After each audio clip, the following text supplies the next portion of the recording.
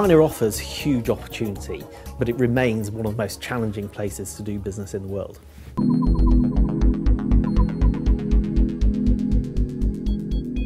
Although I think on the surface, things can often look fairly similar, when you really get into the actual agreement and how things really work in practice as opposed to theory, I think you find that business is still quite different in many respects. The environment in China, particularly in the mainland, is that contracts are less important than relationships.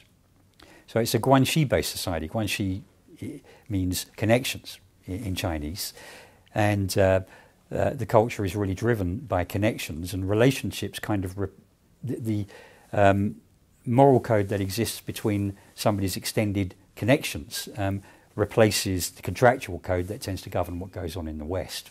Dealing with Chinese is very different than dealing with Vietnamese or dealing with Thais or Koreans, Malaysians. Each one of them has differences. Also, in many of these countries, you're dealing with not only, say in the case of Thailand, you're dealing with Thais, but so much of the business was originally started and has been monopolized to some extent by Chinese Thais. So you're dealing with a subset, really, of the larger population, and you have to keep that in mind when you're dealing with them.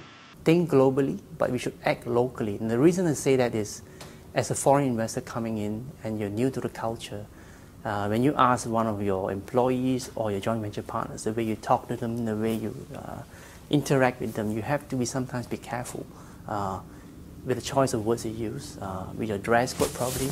You wouldn't want to see a joint venture partner on the first day by wearing a black tie, because black to the Chinese is not a good color. Maybe to a different culture, black is a good color.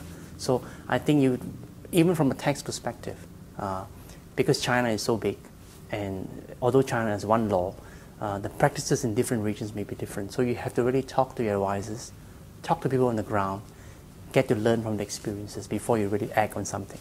I do think that we will see some fairly spectacular failures as well as successes. Because we are still in relatively early days as regards the journey of exploration that many Western companies are experiencing as they look at these emerging markets, it seems inconceivable to me that that will go completely smoothly.